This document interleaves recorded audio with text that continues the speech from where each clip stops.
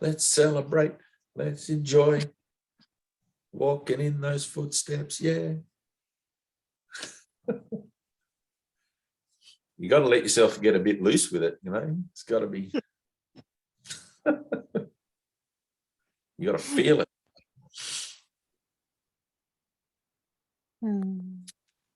Anna, all good with you?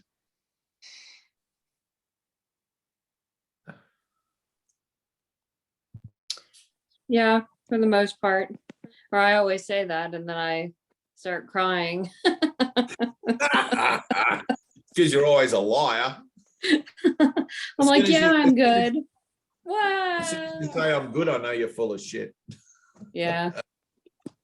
That's the way it is. There's never a moment that God's voice doesn't call on my forgiveness to save me. What are you going to be? I'm good. What? You're not listening to God's voice? He's calling on you now in this moment. Oh. What could he possibly calling on me in, in this moment? I seem to be good. It's funny because, we hand out the little booklets and someone gave me a little booklet today. And one of ours? No. This one is from, I have it here. Right. The Evangelism Explosion International. That sounds incredible. Yeah, it's really funny. And inside it has a spiritual birth certificate that you have to, that you read. You tell about how you're a sinner and then you sign and date today.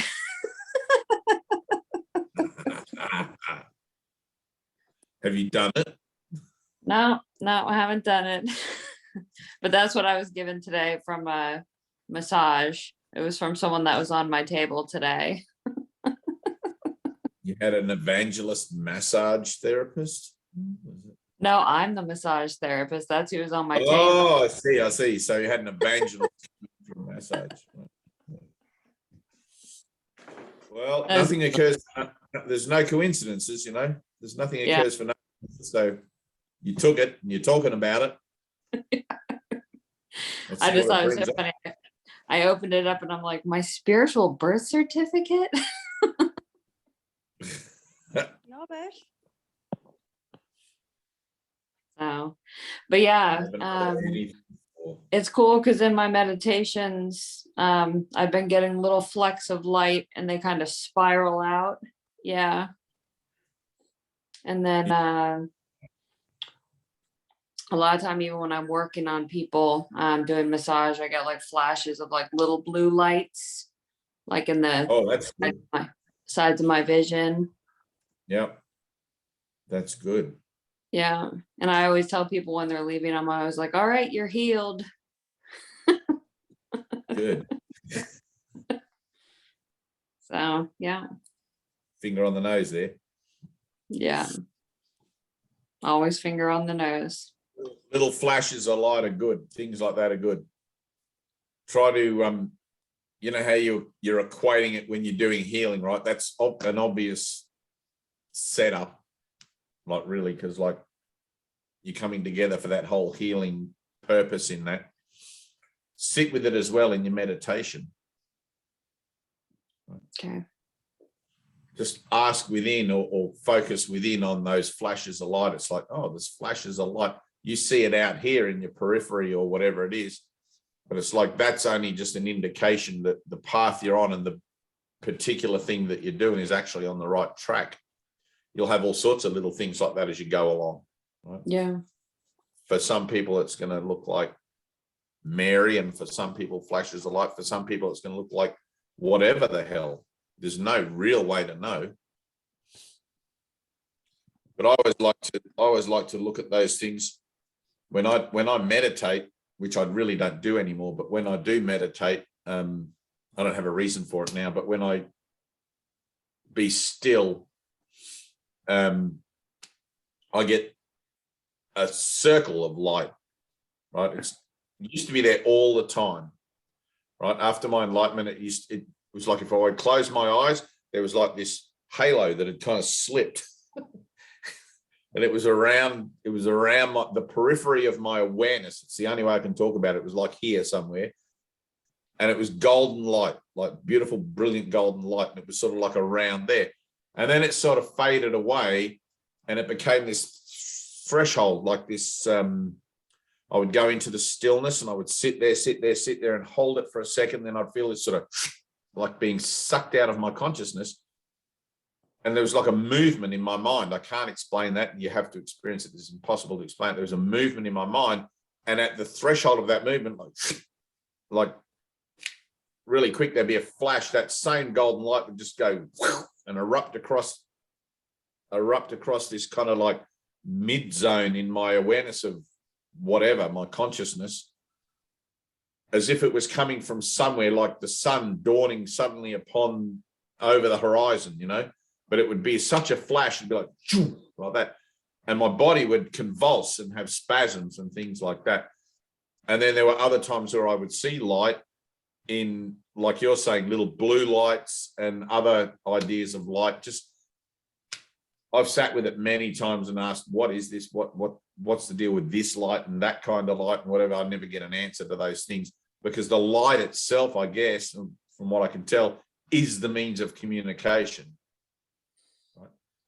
Trying to put that into words is pointless. Trying to make sense of it is pointless when it comes to the pure experience of light, because the words are made to deny it. Yeah. Even the symbols that we use in healing, even the symbols that we use in salvation, can only represent it. They can't actually tell you what it's about or whatever. But it's like where the light comes from, that's what's important, right? Because you're referencing God. All light is of God. You're literally seeing God light. Try to get a sense of that. Try to get a sense of that. We talk about seeing lights and things as if, oh, I saw some lights. I did a massage and I saw some blue lights and whatever. No, you saw God light. God light. Yeah. Right?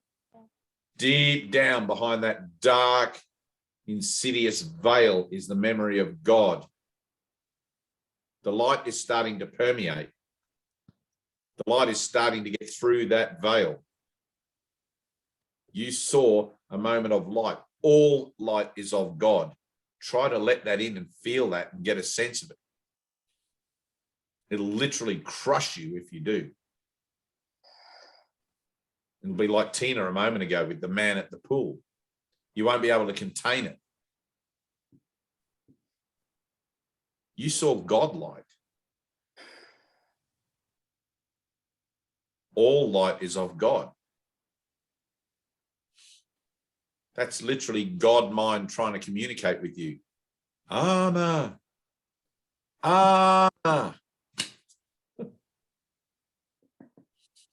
You're being called. Try to feel that in your heart. It's a beautiful thing. We just talk about it so flippantly as if it's just, you know, I did a meditation and there was some light. So what do you mean? That's all you feel about it? You did a meditation, there was some light, and you're not skipping naked down the street going, woohoo! Do you know how many sadhus and yogis have had to sit for fucking 100 lifetimes trying to have an experience of even the tiniest glimpse of light, direct light, which all comes from God, not from ego. Ego's dark. It doesn't want light. It's trying to blot that shit out.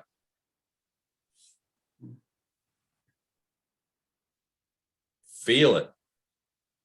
We talk about it so flippantly as if it's just like talking about the weather.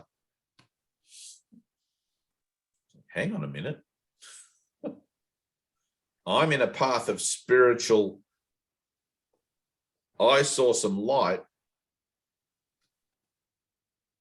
It's not just that you saw some light. That light is actual confirmation of absolutely everything that your spiritual path is telling you about. It's exactly like Heidi. Exactly like Tina. You had a moment, something occurred, Bam, you're a witness to your own salvation. Holy crap, I just saw light. I can't pretend I didn't see that. I talk about it as, oh, I had some moments of light today. I'll tell you something, that little book, not in itself, that little book that they gave you, it doesn't have any meaning in itself. But if I was you, I would definitely fill out that birth certificate. Bye, Bibiana. Are you going? She's gone. I would definitely fill out that birth certificate. You're not a sinner. You know that.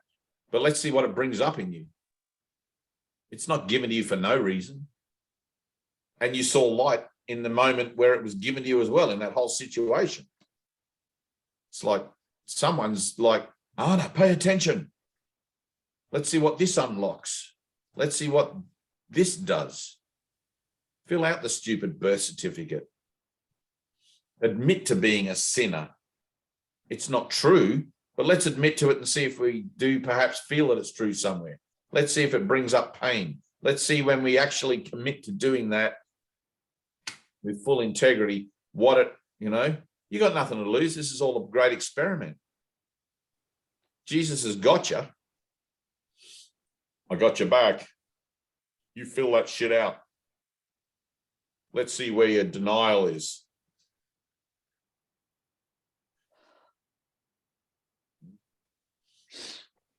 I get those little, I live way out in the bush. Like I live up a dirt road, and it's like for all those evangelist people that come to my house, it's an effort. They got to really, really want to get me to hear something come out here.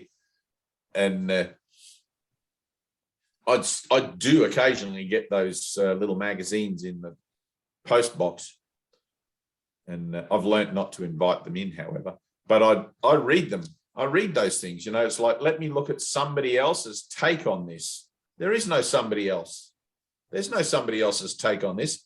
There's an idea hidden in unawareness that I might have about myself, that it's being presented to me again to look at and let it in so I can heal of it. You know what I mean? It doesn't mean anything. But have I given it a secret meaning somewhere? Right? Do I believe I'm a sinner? Is there something going on here? Why is it presented to me and not the person in the next massage booth? That's how my mind works. I look at everything in the light of my salvation. It's like nothing comes to me unless it's unbidden by myself. I manifested this. I've asked for this. Now let me look at it as part of my new purpose. How can this serve my new purpose? What am I really looking at here? Just some little birth certificate thing from crazy people? Or am I looking at an idea in my own mind? Let me let it in. Let me own it. Let me take responsibility for it and feel it. Let me get boogie with it. Get down. I'm doing the T-Rex.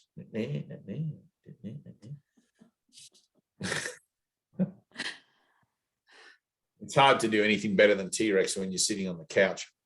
Woo!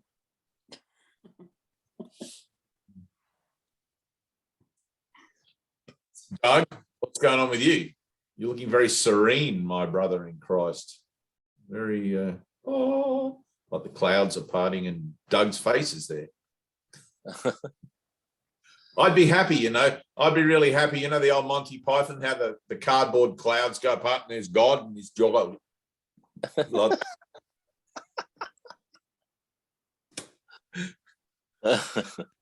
That'd be you. Well, it'd be both of us. I'd be doing the Moses one, and you'd be doing the God one.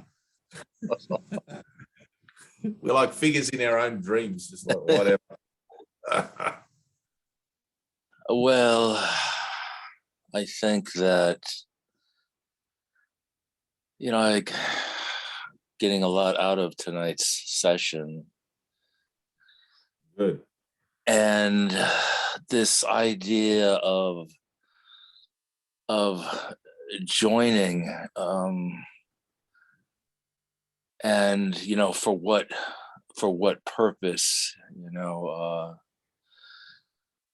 obviously it becomes clear, this joining for healing to heal our minds, and this journey that you've helped to take us on, this journey into fear. And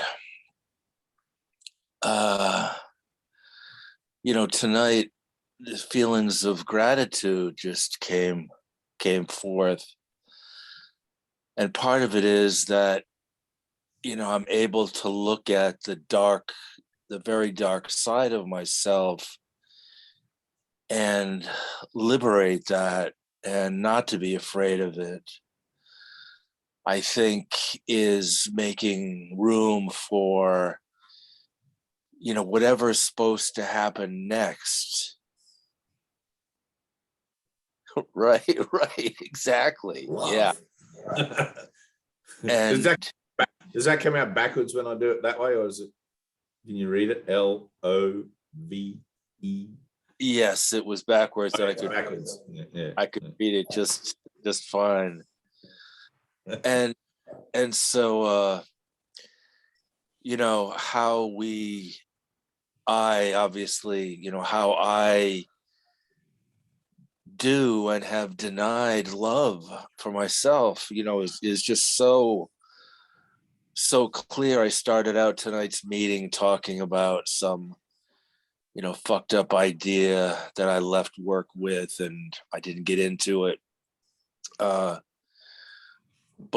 it was just something extremely miserable, and I felt poisoned by misery, and I was gonna work with it here, work with it. I was gonna experience it. And I think I have, being just listening to the group tonight. So I will just finish by saying that,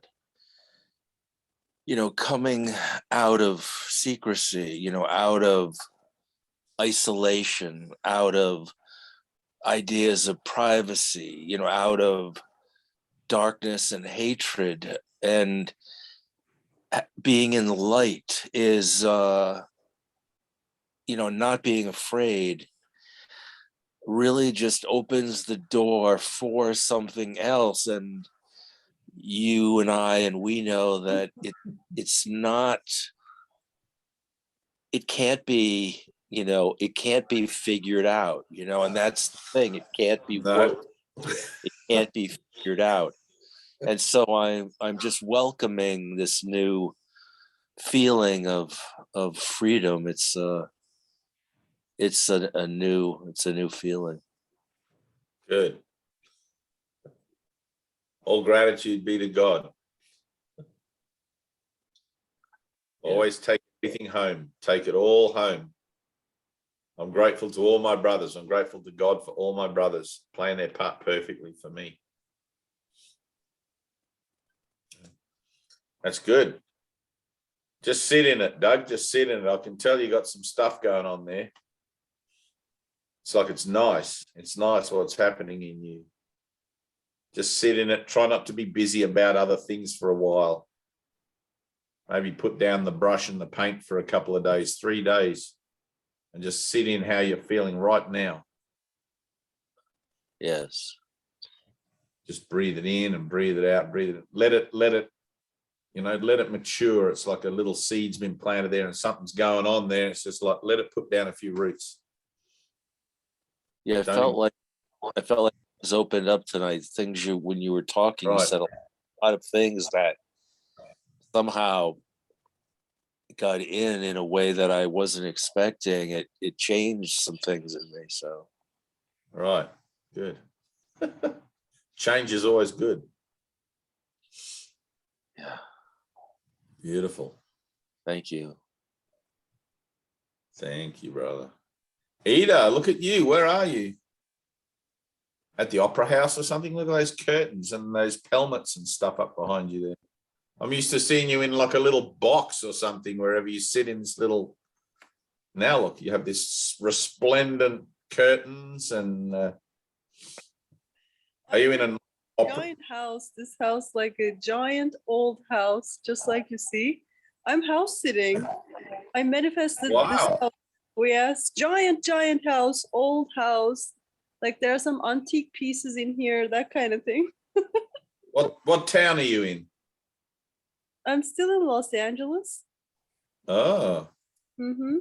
it's very. It looks very European. The styling, like Central Europe. I would Yeah, have said it looks or like something. this person is coming from what they say upper class. Yeah. Well, I there don't you know. go. I don't know if it's even accurate, or what else, what word can be used for it. Whatever. It's your mind. It's like you open the door into another room and look what it looks like. Mm. Now feel it, let it in. It's an incredible thing. You're not just house sitting. You're not there by accident. Right?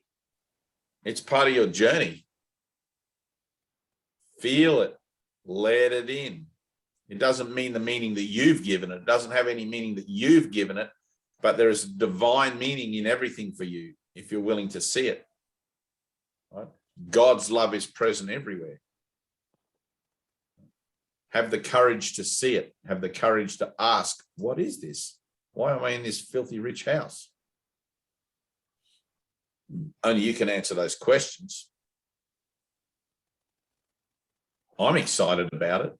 I see something there, but I'm not going to tell you. I'm not going to tell you because it's like, this is your journey. Well, if you see something there, is it your mind or is it like? Oh yeah, that's in my mind. Yeah. We're looking at this from an individual separative perspective, right? As a coming to oneness. There's no point trying to be all spiritual and be like, oh, there's only one mind. Right? Let's just look at it where we find ourselves. Okay. I've got an idea about it. It's probably just as false as your idea about it. But the fact that there's a moment of change, right? In my mind, I look at, it's like, oh, look at Ida. What's going on there? That's out of accord with the usual reference I have of you, that you're sitting in front of this posh kind of thing going on. It's like something's changed. Very immediately, yeah. Right. I look at the idea of changes always against the backdrop of my own process. This is a change in my mind. Temporary, permanent, whatever, it doesn't really matter. It's like, wow, thank you. Let me let that in. Let me feel it. Let me absorb it. Let me include this in. It's either going to take you deeper into something or elevate you up to something, right? You're not just there house sitting.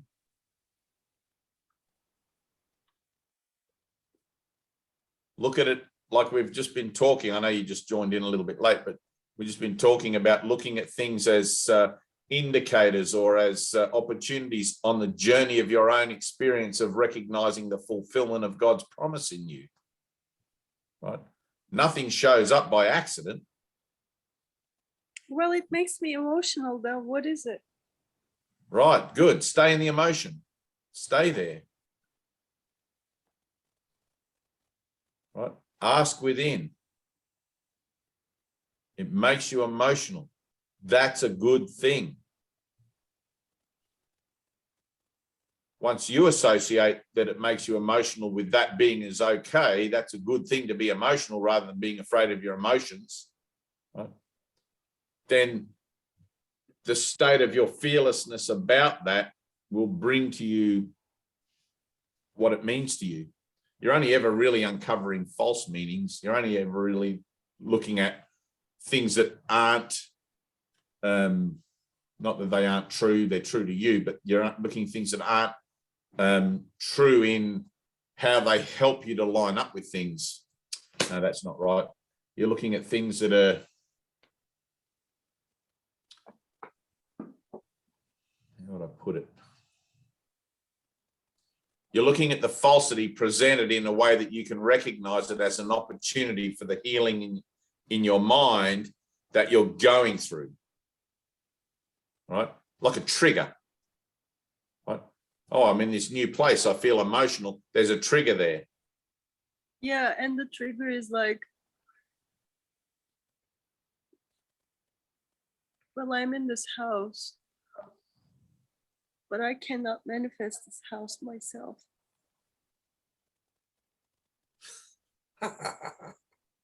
Like, I am not the owner. I am not on the title. It's someone else's house, and I'm just a visitor, just a guest. And it makes me sad. Right. Back to the box for you. I was happy in that box. Right, of course you were. Look at it. Look at the story. Reach out a bit further with it. Like you just said, I was happy in that box. There's no reason you can't manifest a house, a palace, a kingdom. You've done that already in a certain regard, and it looks like a box. But the box doesn't have nice curtains, and the box doesn't have whatever. They're all ideas about yourself. I'm always looking at the idea of my littleness or my limitation or my sense of unworthiness or whatever it is. Like you've got to put your finger on your own nose with it. I can only give you round about the mulberry bush with it, and give you sort of, maybe it's this, maybe it's that. Yeah, and I'm getting to a point where I'm tired of that. There's something in me that cannot believe in those things anymore. Right. You're not exactly there yet, but you're getting there. You're getting to a point. Right. Yeah, it's just so repetitive. Same old, same old. It just doesn't fit anymore. I know that I do have. And you know why? Because you're comfortable in your box. Look at it. You just said it. I like my box. On one hand, you're saying I'm comfortable in my box. And on the other hand, you're saying I'm depressed because I can't manifest a big, nice house like this. Right? Your mind is split. I see that on one hand, I'm comfortable with limitation because I think somewhere that's all I deserve. But you won't let yourself feel that. You won't let yourself go to that place. And yet you feel something. Right? Everything's symbolic. If it's my story, I'd look at it and I'd be like, it'd be obvious. Like it's as obvious as the nose on my face. It is so obvious, and it'll give me a heart attack one day. Right. Let it give you a heart attack. Let it give you a heart attack.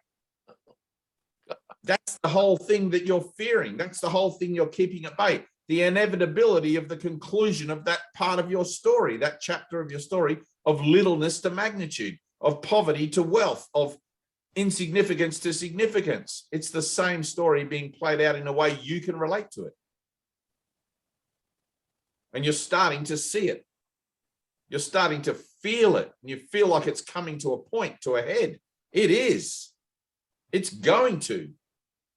And you're either going to succumb to it and go back to your box, or you're going to rise up from it and embrace whatever the next thing is as it shows up. But to do that, you have to face the fear of leaving the little box that you feel comfortable in. Maybe not in a physical sense, but mentally. I've got to be willing to let go. I see that I'm clinging to the comfort I feel on one hand and longing for something else on the other. You're not going to get to something else until you let go of the other one. I want to live in poverty because it feels easy there. But I'm telling myself I don't want to live in poverty. I like my little box because, but at the same time, now, which one do you choose?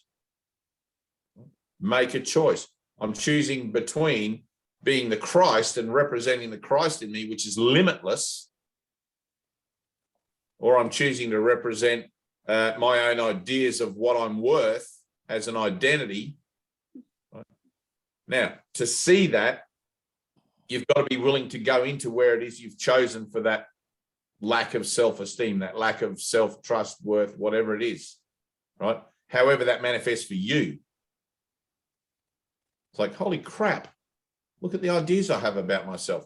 I need to really go into this, look at it, and get to the bottom of it, look under the waterline and see how big that iceberg is, and give it to the Holy Spirit. How that manifests as that giving to the Holy Spirit, I don't know, part of your journey. But if you can remember that your purpose in all things is to surrender your world in place of the world that Christ is holding out to you, then that opportunity will become apparent to you in a way that you can recognize. Right? It'll just show up.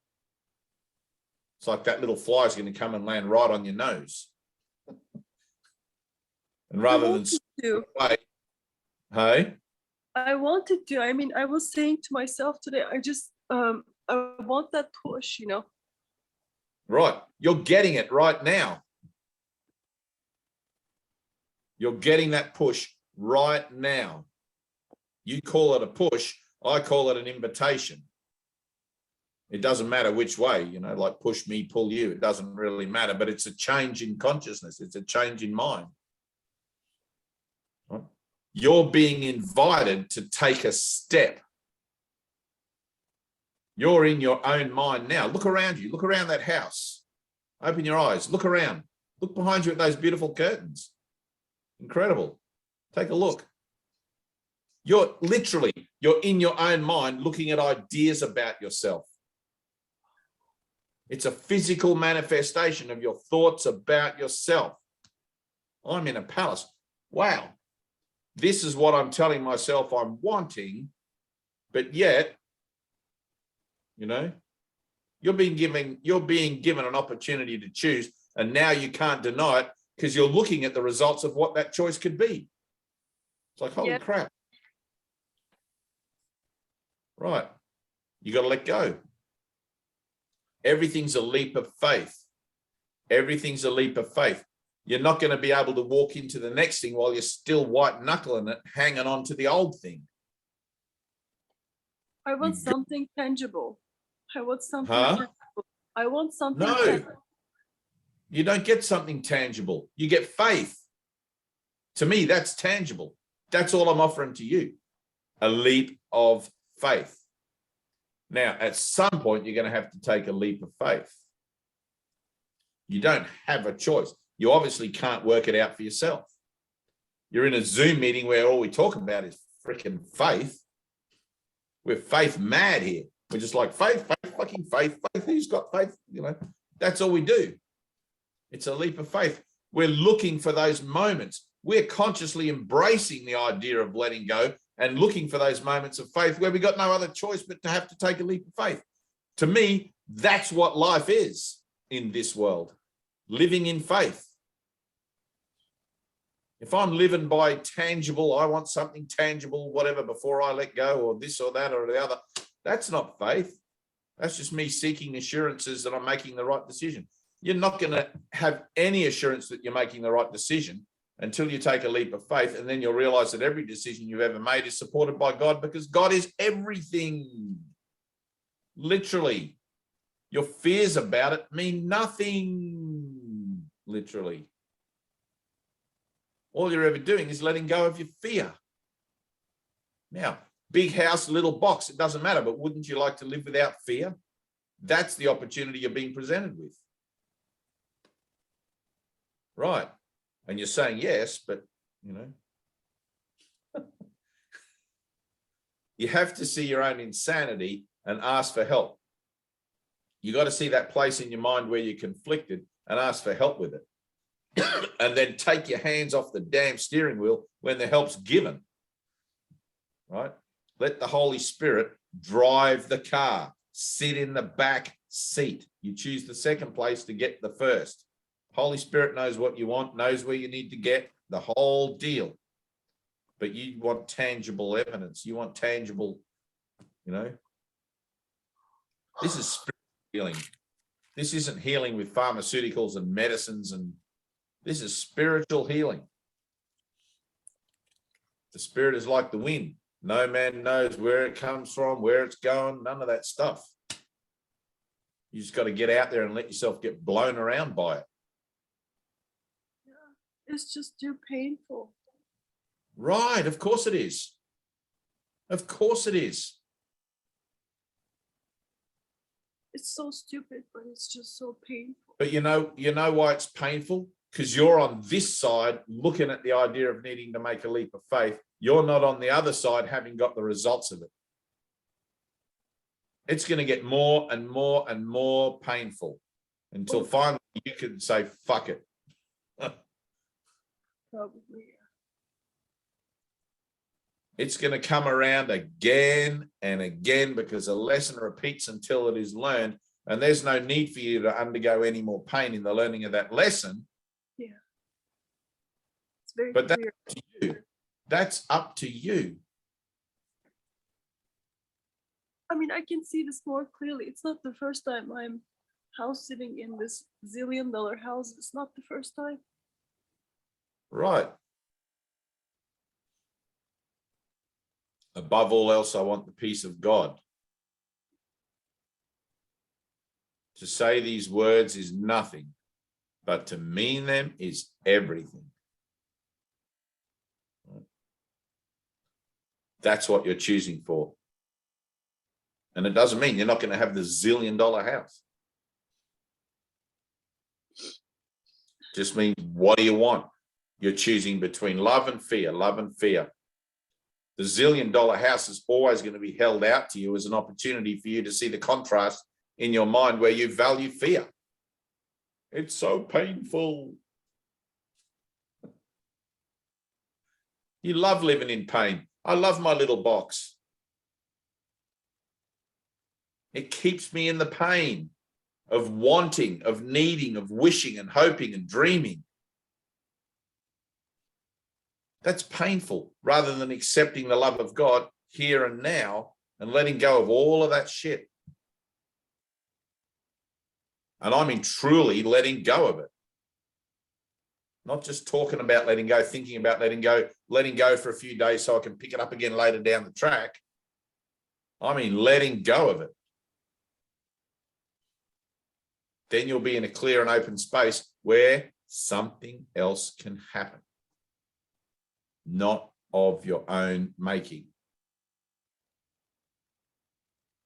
If we left this up to Ida for the rest of time, we'd all be here going,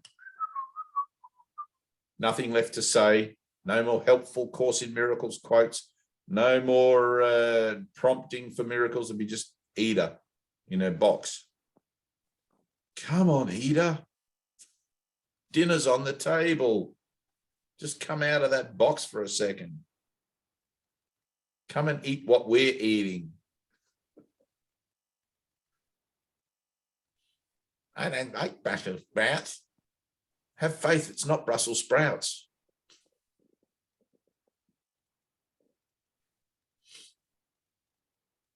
God knows what you like. God knows what's best for you.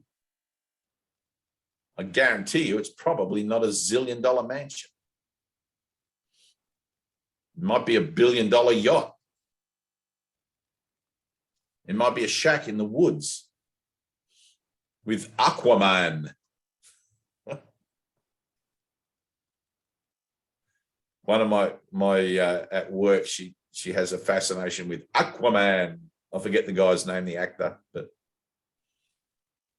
I always prompt her into Jason Statham. That's it, Jason. No, not Statham. Momoa. Momoa. Is that how you say his name? Oh, Momoa, yeah. I don't know how to say his name. I just know who he is.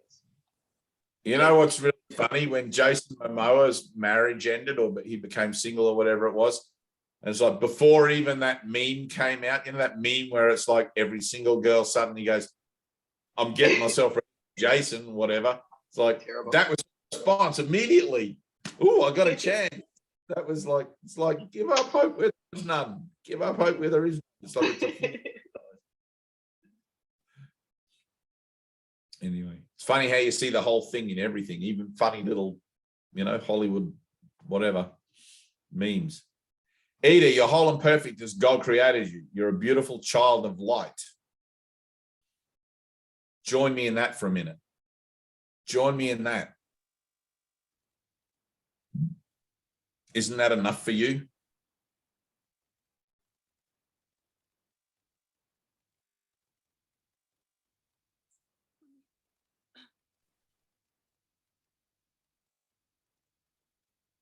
your Father's love, isn't that enough for you?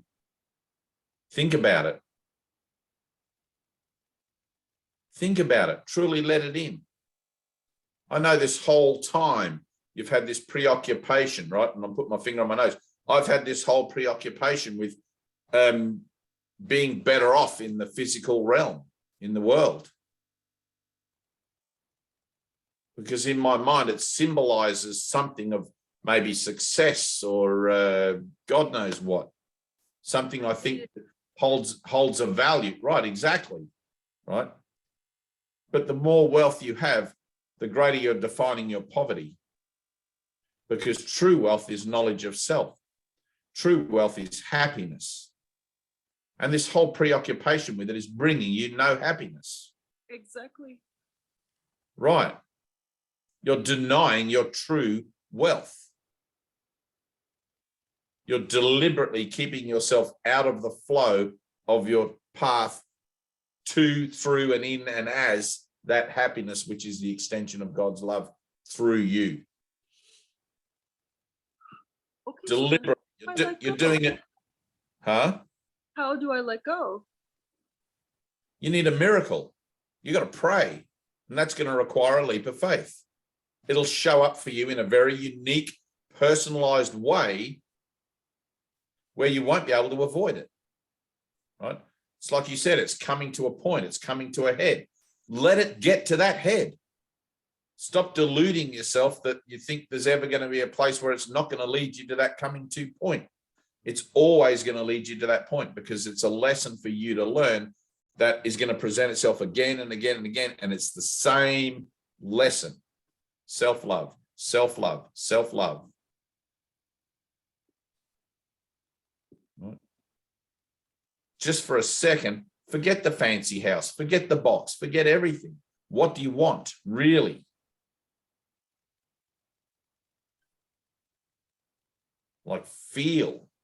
If your answer is wealth and prosperity and symbolism within the world, then so be it. Go seek those things. Stop deluding yourself about the intention you have with your spiritual determination. It's not that I think what is it that I can put into words is it's just too painful like this, like playing small, like not being God's son. Right. And yet you are God's son. You are the Christ. Yeah, it's just, I want that miracle. It's just so painful in this lifetime. Right. To live like this. The trouble is that you want the miracle for something. You have a predetermined outcome, what you want the miracle so you can be something, something, something, A, B, C, right? You just got to want the miracle, whatever that is, however that plays out. I don't care what the effects of it are. I don't care what I ended up having to do, not do, whether I get a house, not a house. I don't care any of that shit. I'm letting it all go. I just want a miracle because I want to remember my Father. I want to remember my reality. That's what this is. You've got to be able to see the expanse, the full expanse of the situation you're in. It has nothing to do with the symbolism that you're experiencing in the world right now and the conflict in your own mind about your allegiance to one thing or the other. It's got nothing to do with that. It's about making a choice for love. To do that, it's being presented to you in a specific context, in a specific way. Look where I find myself, in this massive mansion. It's what I always dreamed of and wanted. The mansion is symbolic of something in your own mind. Worthiness, greatness, all of these, whatever perhaps, I'm just making stuff up, but whatever it is for you, it'll have an association with you. The box is symbolic of something in your own mind. You've given it that meaning, whatever that is, right? Now, between the two things, there's you. Right? This is my story. This is my story being played out. of going from the darkness to the light, from dishonesty to honesty, from lack of integrity to integrity, from fear to fearlessness, from assurances to faith.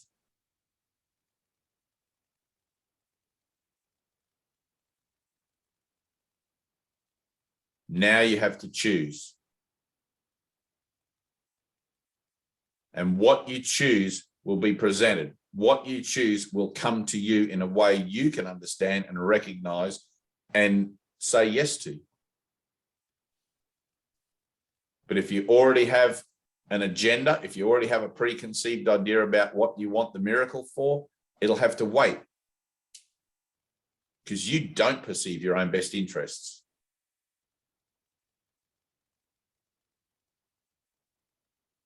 Right? Jesus knows your own best interests perfectly well. Perfectly well. Knows what you want before you even ask, what you really want, what your heart wants. Right? Don't confuse the two things, what your heart wants and what your ego mind, that mind that's looking out there for a reference wants. You don't need an external reference. You're a child of God. Fuck that. You don't need validation in the world. Your little life here in the world is going to be over before you know it. You've got so many years to actually bring this around and make a shift in your consciousness, like improve the record in the journey of the soul. That's why you're here. What are you going to do? Finally get a big palace and then die? After a lifetime of inner struggling from the parameters of your cardboard box? It's like, I'll sit here in my box and I'll look up at the palace on the hill and I'll just hope and pray and, you know, forget that. Who was that guy, Doug, that lived in the barrel in the streets of Rome? And he was quite happy in his barrel. Everybody else, all the rich people, he put himself right in the middle of, I forget his name, Tina, come on, you should know. You're my, the guy that lived in the barrel, and the king came to him one day. The king who had everything, right?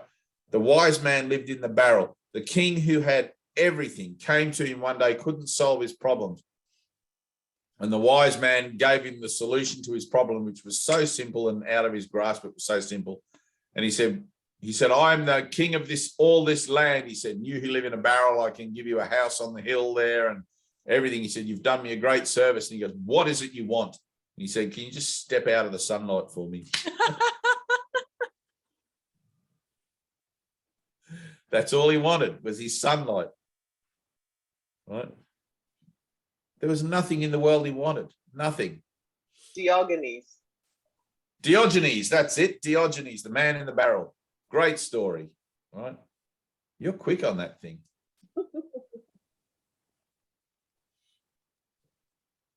But look at it. Do your lessons. Read the book. Stay in the energy. Stay in that frequency of energy that is keeping you involved in the conscious awareness of your transformation. Right? It's important that you stay in it. If you sidestep it or slide out of it or whatever, it could be years and decades until you come around to that point that you already just admitted to me is coming. Right? I can feel it getting closer. I can feel this point of no return where I've got to do something. Right? I'm telling you, all you got to do is let go. That point's here and now. But where that is in your own mind is up to you. You take this curriculum at your own pace. Well, I started reading the book since I came back to this house because I'm all by myself and I do have lots of time. And Right. whenever I started reading the book, it immediately took me to those memories and imprints that I developed with my early relationship with my mother, and those are the most painful ones. Good.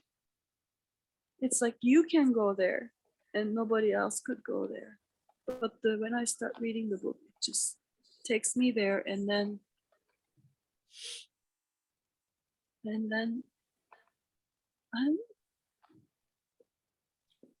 Let it take you there. Let it take you there fully. Let it take you there totally. Don't try to recover from being taken there. Okay? That's a key. That's a catalyst. That's an opportunity for healing. Don't put it off. Get into it. Be a crusader. Jump in, boots and all. Draw your circle. Stay there. Okay? You can do that. There's nothing in me that's not in you. The power of Christ is in me just exactly to the same proportion as it is in you. Don't listen to that voice in your head that says, I can't go there. If that's where the course takes you, let yourself go there. It's only taking you there for healing. It's only taking you there so you can look below the waterline, see how big that iceberg is, and give it to the Holy Spirit. Everything comes up for healing. The course will bring up everything in you. History with your mother. You have no mother. You have ideas about yourself. Right? In truth, you have no mother, no father, no siblings, no brothers, whatever, none of that stuff. These things are just cast and crew and actors in a divine stage, a divine pantomime that is all about you, that is showing you something about yourself that you don't want to look at. It's like Doug just said before. I see that it's okay now to look at all my dark side. I'm not afraid to look at it. Finally, right? Same thing. That's all we're doing. We're taking a journey into fear. I'm saying, all right, I'm going to look at my dark side. I'm going to see what an arsehole I am. I'm going to see what a violent person I am, an angry person, a judgmental person, whatever it is. I'm going to see my true nature that I've been trying to hide by wearing this white hat. I'm a healer. I'm a spiritual healer, blah, blah, blah. What does that mean? No, it means I'm better than you. It means I'm spiritual. It means I'm whatever. No, it means you're a total ass.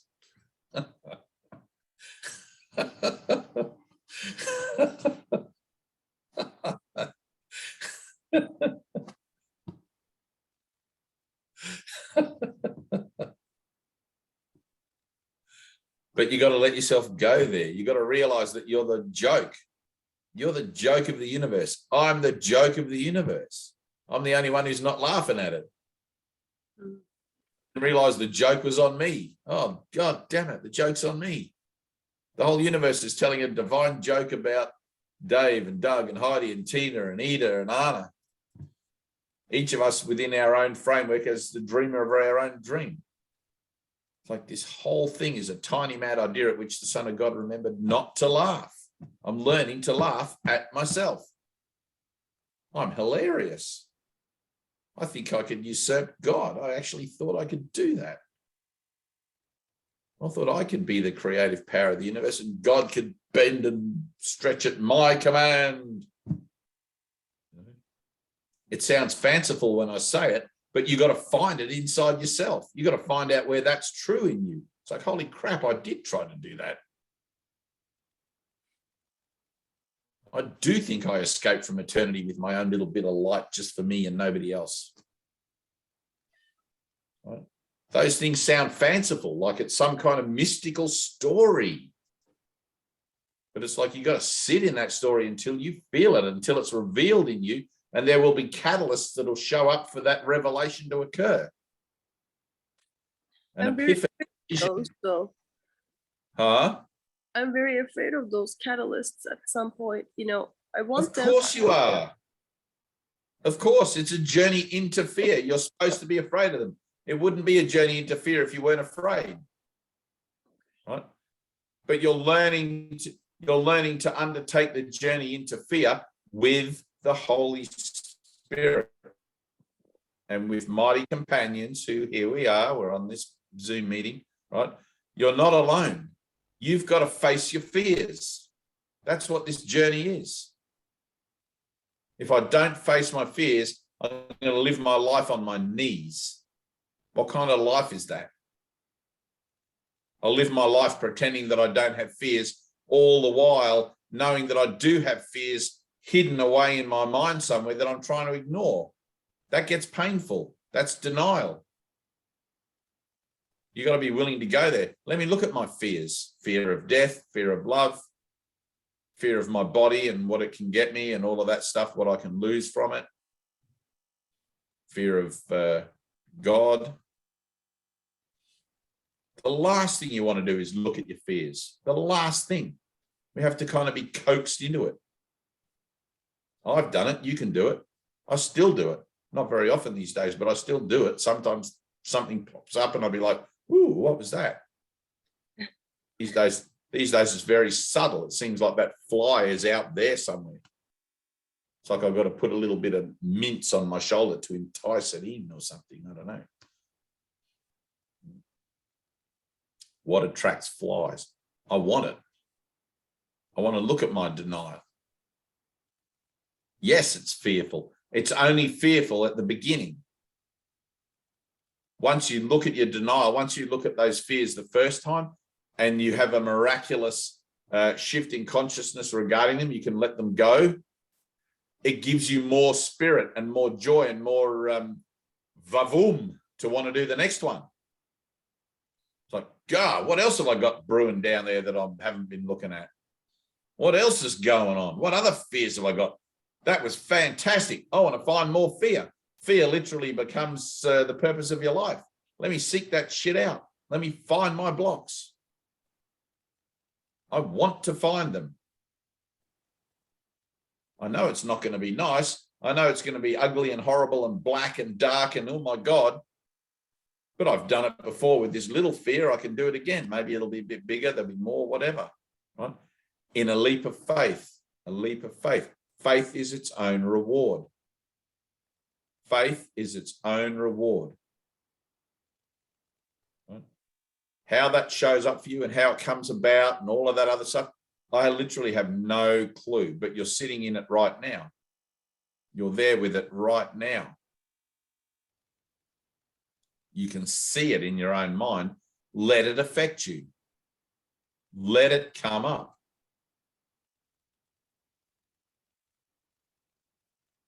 Let it affect you. Drop the defenses. Don't resist evil. Resist not evil. Where's Tina? She's correct my grammar on that one. Resist not evil. Yeah, and then when I don't resist, just the conversation is always like, oh, you couldn't make it at all. You couldn't make it. Don't listen to the conversation. Stay in the feeling. Right? That's what the mind training is for. My thoughts don't mean anything. I'm not going to listen to my thoughts. They're always going to try to distract me. They're always going to try to draw me out of what it is that my own best interests are for. That meaningless blah, blah, blah that goes on all day, all night in your head. I wish I had a house like this. You're not worthy of a house like this. Right? That attack on yourself, it's always going to go on. Right? Sit in the fear. Sit in the place where how it makes you feel. Don't examine the actual particulars of the thinking. It's pointless. It's always going to change and change and change and change. But the emotionality that you feel is always going to be the same. It'll trigger you in the same way, right? You can reliably sit in that feeling of how it makes you feel objectively, stepping back from the story and just sit with the emotionality of it. Does that make sense? Just sit with how you feel. Become the observer of your story and the witness to how that makes you feel rather than being drawn into it and getting activated by it. It's like, oh, it feels like shit. All right, I'm just going to sit in this feeling where I feel like shit. And I'm going to sit here and soak it up until I can take it no longer. And then I'm going to ask for help. Right? But you've got to get real with it. You can't offer the Holy Spirit something for healing if you haven't taken responsibility for it. If you're not holding it in your hands emotionally or literally. It's like, here, Father, take this. And you hold it out. You know, that's an action of mind. I see that I'm doing this to myself again and again and again. I'm done with that. Here, take it from me. But you can't be done with it until you connect with it, until you own it. Put your finger on your nose. I'm accepting atonement for myself in this situation. I'm responsible. I'm not separate from this drama, this fear, this whole thing. This is the miscreative imprint that I've made, given the idea of free will. I've made this mess. The Holy Spirit's going to help me clean up this mess. But first, I have to be willing to pick up the dustpan and the brush, get down on my knees, and face the problem where I think it is, face the mess where it seems to be. It does no good to talk about it. You got to go into it. You got to let it feel, let yourself feel it. Draw your circle. It's so shameful. I just want to disappear. Good. Good. Let it be shameful. But see what you're doing there. You're immediately buying back into the story about how it makes you feel shameful and everything, rather than just sitting in the feeling. Right? Now, let go of the thoughts. That's what the mind training's for. Okay? Let go of the thoughts. Shameful. Sit in what shameful makes you feel. Close your eyes for a second. Shameful. Dwell on that one word. Shameful. Dwell on it until you connect with the emotionality that's associated with it. Shameful. Feel it. Go to the bottom. Don't skim off the surface. Stop looking just at the superficiality of it and let it go deep. You got nothing to lose.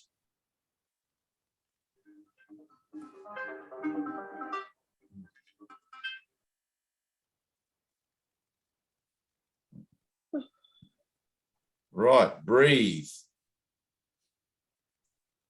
Feel it.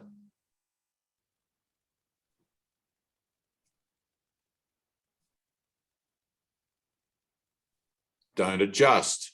Don't look away. Don't try not to feel it. Stay there until you can't take it anymore. It's like, Father, I need a miracle. In that place where you can't take it anymore, ask for help.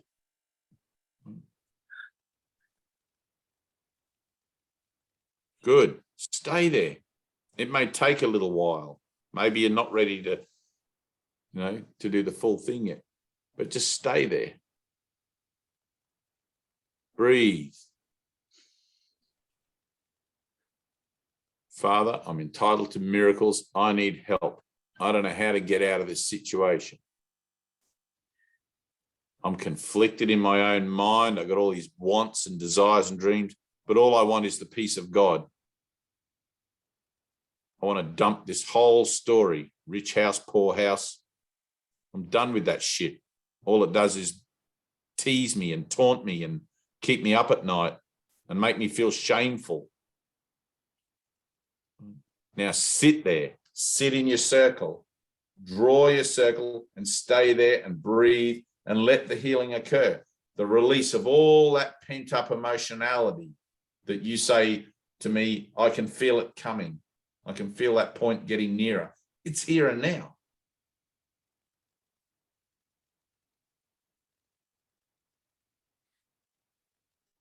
You've got to ask for a miracle. You're not going to ask honestly until you get to the place where you're done with everything that's not the miracle.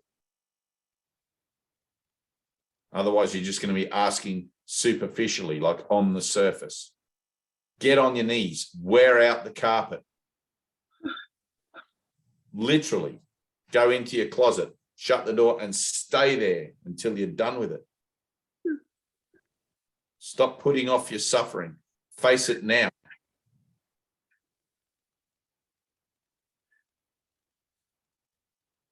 Breathe.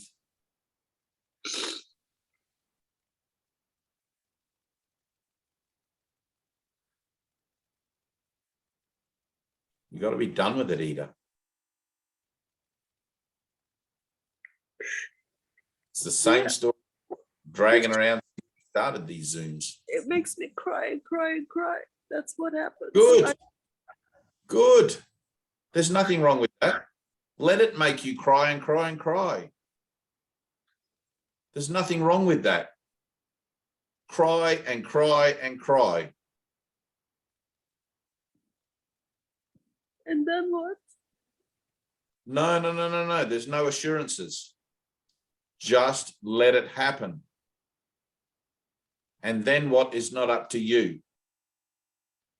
When you get to the place, when you get to the bottom, ask for a miracle. Here I am, Lord. Draw your circle. I need help. I need help to stay in this pain. I need help to confront my denial here. I need help with everything, every little thing, right? I'm not separate from you. I'm not separate from you.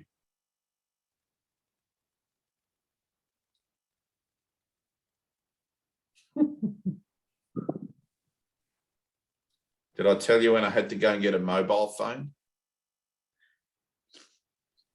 Yeah, you weren't able to pay for it, and then Right, someone exactly. did the job. It's the same story exactly as yours, except your mobile phone is your box in your mansion. Exactly the same thing. A leap of faith was required. Right. Now, it's not the mobile phone that I wanted. The mobile phone was a catalyst for getting me out of my idea of poverty consciousness. Right? The catalyst looked like a mobile phone and saying yes and taking a leap of faith and signing that contract. But in doing that, I liberated my mind from an idea of can't afford it, limitation. I took a leap of faith because I didn't know what else to do. I did that before. Ready? You didn't do it before. You're still looking at it. You just told me, I can sense that it's coming. I can feel the point of it's coming. You're right. Exactly. A lesson that is already learned doesn't need to repeat itself. You'll have many goes. You'll have many attempts at prayer, many attempts at taking a leap of faith before finally you take a leap of faith.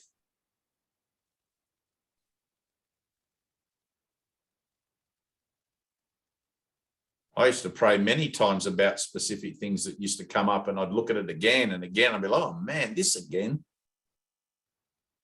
Until finally, Susan, who was at the center with me, she said, you need to pray for a miracle to even really want a miracle. You don't really want a miracle. You still want your drama. There's still some value for you in that drama, still some validation, some idea of, you know? Yeah. Right. What happens when I have even a tendency to say, here I am, Father? It makes me emotional, but it makes me resistant still. Right. Of course it does. Yeah, you don't really give up the world. Yeah. And at the same time, I don't want to say I'm miserable. I just don't want to say that. Anything but admit to your pain. You got to admit to it. Okay. It hurts. Ida, it hurts. I know it hurts. I've been there. It is painful. That's what hanging on is. It's pain. You got to let go. Let go, let go, let go.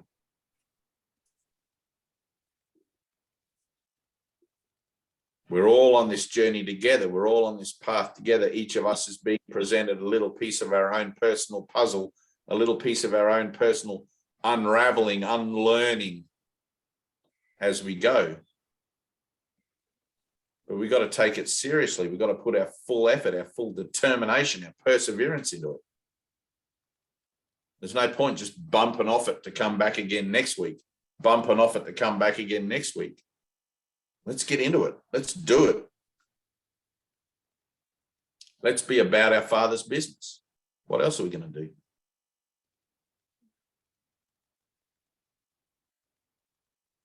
You've got to get to that point where you mean it. When you pray and when you ask for help, you mean it. Yeah, even whenever you say these things, it makes me so afraid. There's no point, coming Exactly. back again and Right. again. That's why you have the mind training, right? Don't listen to those thoughts. Those thoughts are always going to be there. The closer you get to God, the louder your ego is going to shriek.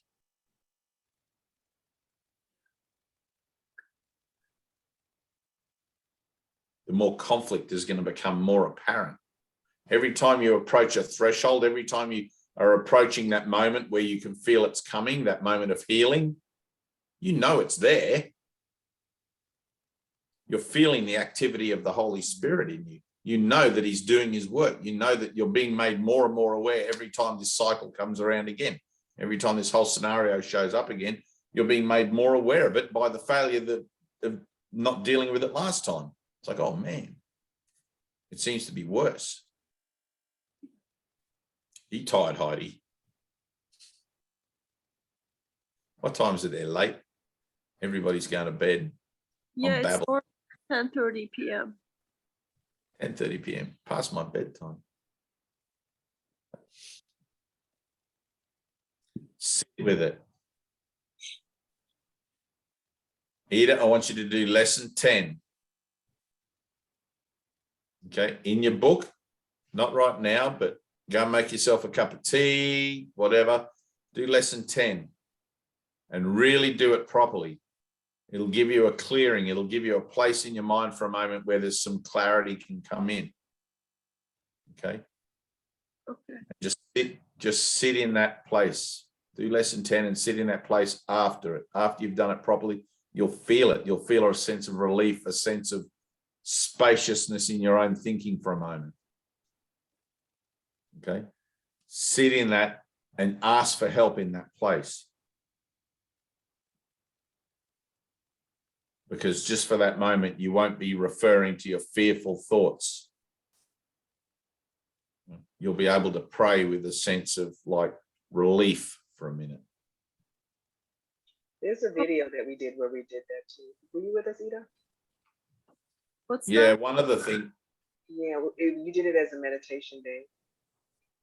Yeah. Were you there with us, Ida? I can find it for you if you weren't. That's what I'm just wondering. I'll find it for you. Okay. If it's helpful. You think it's helpful, Dave? Yeah, probably. Is it late where you are, Tina? Me and Ida, we're in the same time zone, but we've been here since 6. Oh, okay. So Yeah. we're 4.5 hours in. Heidi's giving me the signal to wind this up. I was just saying that we're all the same. We're all in the same Oh, time. you're all the same. Yeah. Yeah. All right. Yeah, we're all in the same time zone. The other one's, Right. it's 3 hours ahead. So Yeah. Okay. Hey, and also while we're at it, apart from Ida's thing doing lesson 10 and praying, but while we're at it, don't forget I'm not here tomorrow. Annie will be.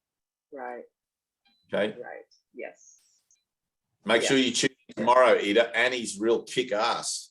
She's Annie like Annie Oakley. She won't let you get away with your bullshit like I do. True that. Well.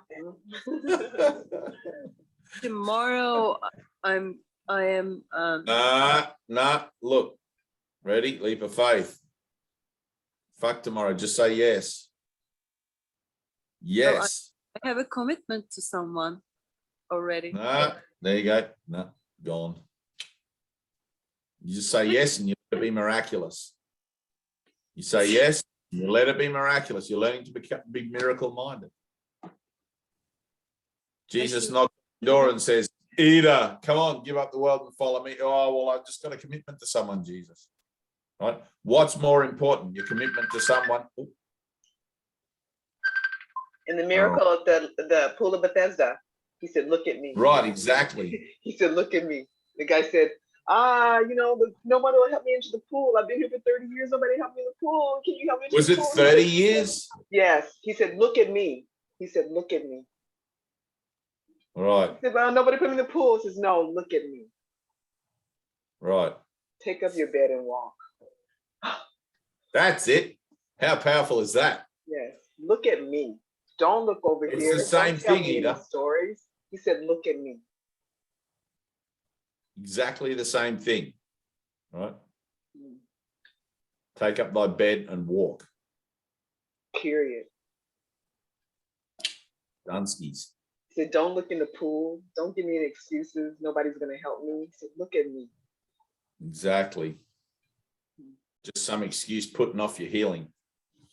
30 years procrastinating. It's like Moses walking around the desert for 40 years. What the hell? It's amazing anyone stuck with him. I would have gone back to building pyramids.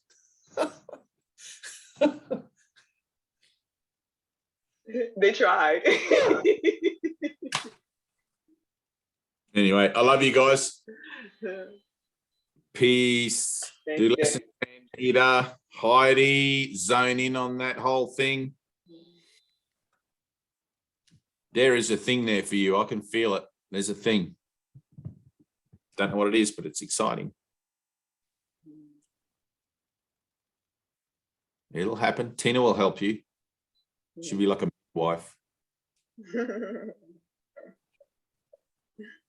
I'll be Elizabeth. Yeah, exactly. That's all it takes. That's all it takes. It doesn't matter what the story. It's just that joining and being willing to play a part. You know? All right. Night, guys. Thank you. Thank you, Dave. Bye. Bye.